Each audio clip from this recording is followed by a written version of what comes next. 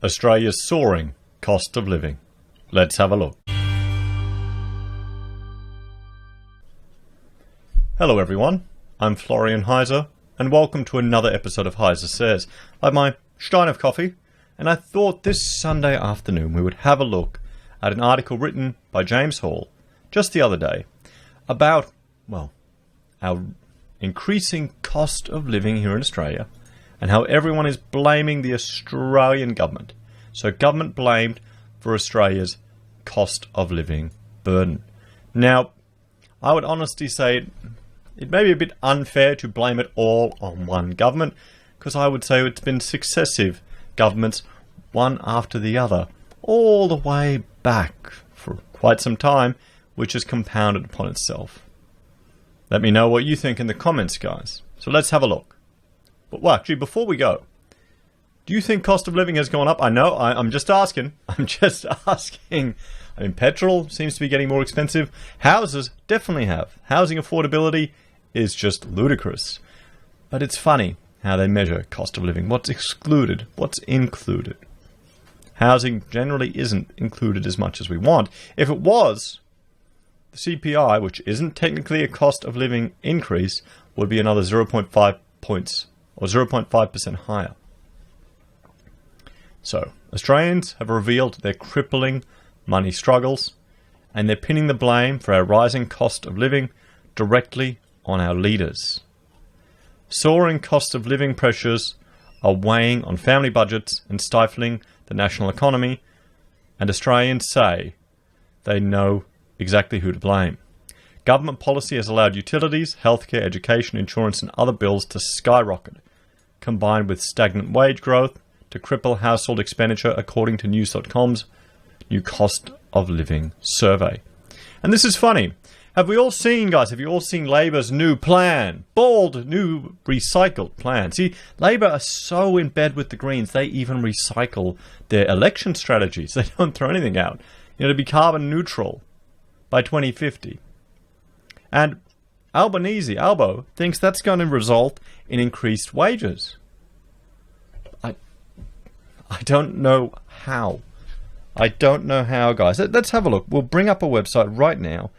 We will bring up the Australian energy market, and we'll just jump here and look at some of the different production rates, output rates. At this very time on a Sunday when I'm recording it, look at all these things under 30%, all the green ones. Green is bad in this diagram, guys. Green means that these massive capital investment in this infrastructure is below 30%. So it's greater than zero. At least it's not white. See these little gas power plants? They kick in. They're like the peak load ones when they have to kick in. But look at all the wind. All in green. You got a few there at yellow, which is good. Queensland, it's always the coal power plants that are running hot all the time. Look at Adelaide, home of the most expensive power in the world. So, here's the thing. There's two concerns I have with this. How is it going to fuel wage growth? Sure, if there's a market demand for it, we'll naturally transition. But Labor's arguing for intervention, and it's going to drive up the cost of power, which will mean that we're less competitive on a global scale. And that will drive up costs. So either you can protect Australian businesses by putting in tariffs, which means all the consumers will pay extra. That'll drive up cost of living. But we'll be carbon neutral. We probably won't be producing much power because we won't be producing much things anymore because our quality of life will decrease. But anyway, back to this. So you can see how, I wouldn't just be blaming one government. I think I can't see the difference between the two majors that much anymore. So, and economists agree, criticizing the government for privatizing industries and underestimating the true pressure squeezing everyday Australians. Privatizing industries. See, this is the common thing, that this fantasy they're creating, that it's the privatized industries. But you have to understand, this energy market that they're in is completely regulated and controlled. And they're going, oh, but, why do you think utilities are so expensive? Look at all this stuff, guys, that's sitting there barely producing anything. And that discourages investment, private or any investment, in coal plants. Victoria's got a whole lot of gas right here. Whole lot of gas that you could burn for energy. And we know it's not going to make any difference. Here's a quote from Finkel. Everyone's worried about carbon. Guys, climate change is a slow-moving issue. We're going to solve it within the next 100 years. So you shouldn't worry about it, honestly. And here we go. If the world were to reduce its emissions by 1.3%, what impact would that have on climate change? Nothing. This is, Order of Australia winner Alan Finkel, chief scientist. What would he know? What would he know? So, let's have a look back here. This is the thing. They're blaming it on privatisation. Every 2 years, news.com.au runs its cost of living survey to learn more about our readers' biggest household money worries. The result of the most recent surveys are in, and news.com.au has now kicked off the Money Project in response, which will reveal the biggest money challenges facing Australian households and offer practical help on how to get your finances in shape for 2020. Here's the thing. They're talking about privatisation, but all of these businesses, government-controlled, majority government-controlled. Insurance, not so much, but there's been a lot of natural disasters. How many of those are in regulated industries? If you look at just examples of what has gotten cheaper over the last 50 years, a lot of it's not government interference. Anyway, we can't have thinking like that. We need to keep the socialist line going. Families and individuals are feeling the pinch across the country, and 19% of respondents say these struggles are the direct result of government policy, making it the leading assumed cause ahead of big business, a shaky global economy, house prices, and the Reserve Bank of Australia. The huge increase in the electricity and gas prices has caused a nightmare for me, one respondent said. Well, yes, no. See, this is the thing. They're completely right. They are completely right that government policy has done that. Now, in Victoria, they have restrictions on exploration for new gas and opening up new abilities to harvest it. So what do you think happens there? There you go. There's less competition, less supply. Cost goes up. More infrastructure, more regulation, more government. Cost goes up. That's how they're stepping in the market, guys. Just remember, just think back to when Telstra was completely controlled by the government, how much phone calls and internet and everything cost. Sorry, when it was telecom. How much it cost. And look at how much cheaper it's gotten now. Now we're back on the NBN. We've got the same thing. We've got the government centralising it. What's happening? This is the worst service I've ever gotten. The number of internet cutouts I'm getting on a regular basis is ludicrous. Ludicrous. But what can I do?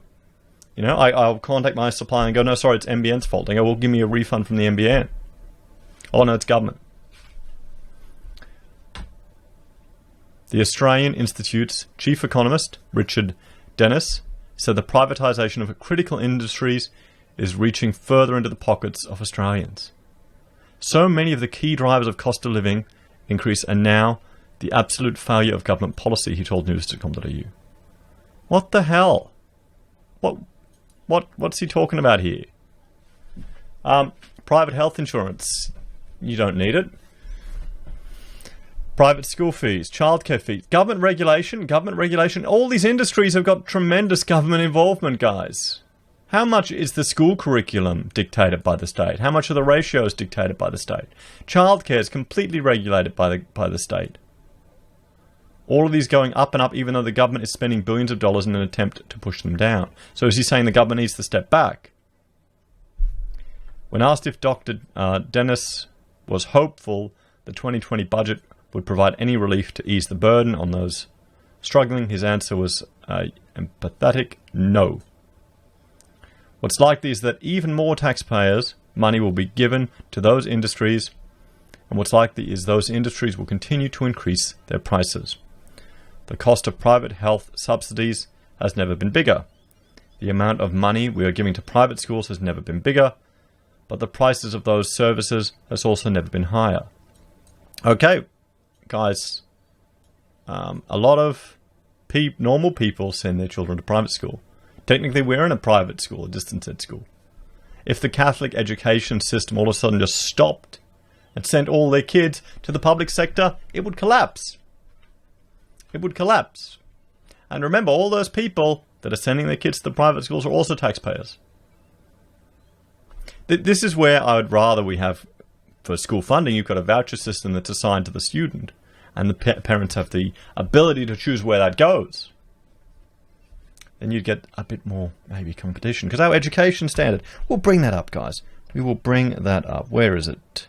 Property prices, unemployment, housing affordability, education here. Just have a look at where Australia is going, our achievement trends in maths, science and reading. Chucking more money is not the solution.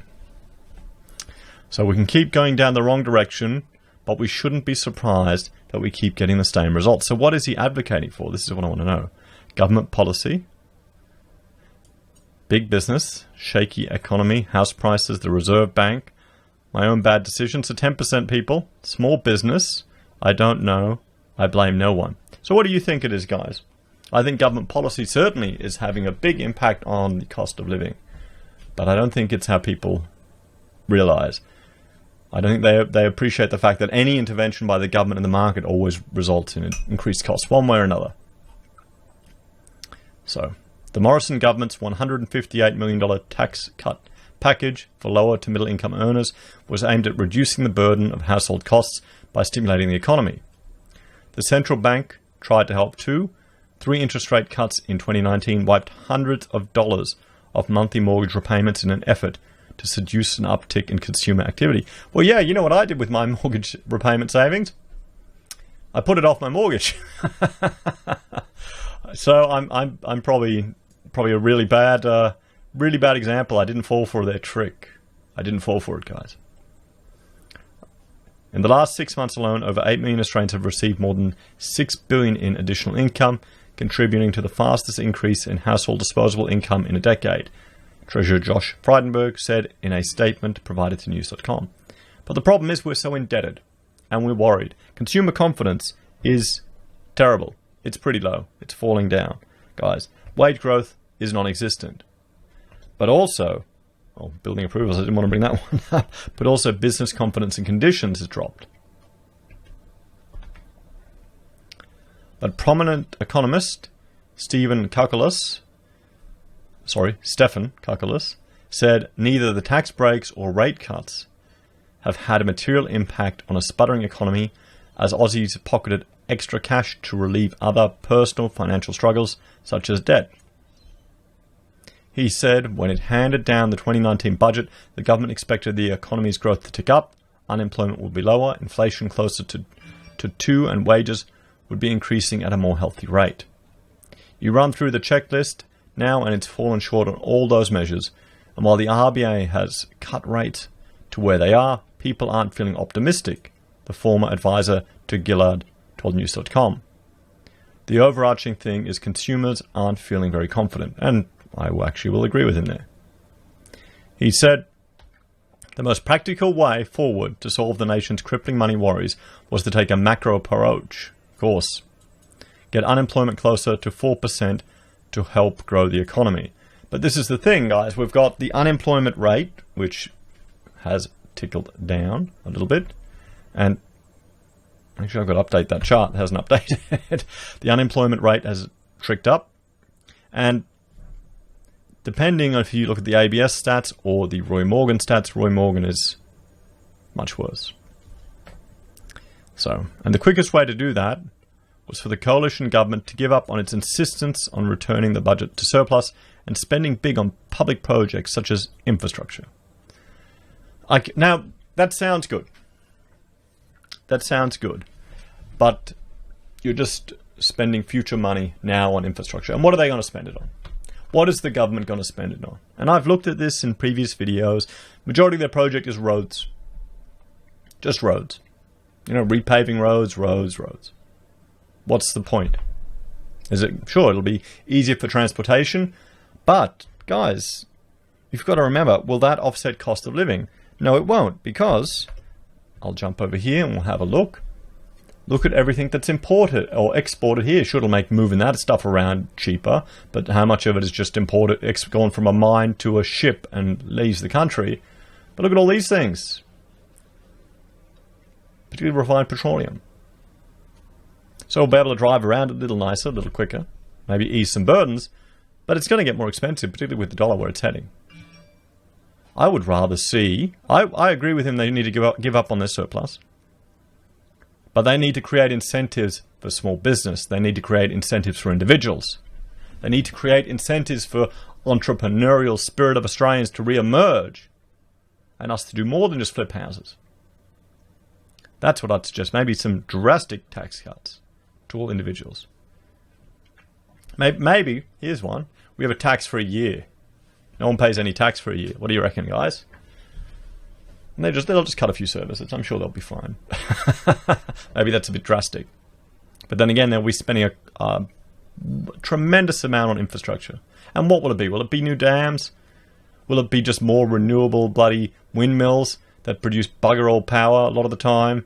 That means our base load is still dependent on aging infrastructure where no one will put anything in. Or will it be nuclear plants?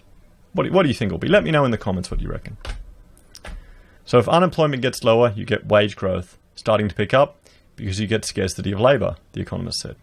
Get some cash into the economy because people are generally tend to spend. Mr. Frydenberg hinted at a change of tack to the surplus in his response to news.com. The Morrison government's plan of lower taxes, more infrastructure, and equipping workers with better skills will build a stronger economy and create more jobs, he said. Will it? Will it? Over 1.5 million jobs have been created under the coalition government.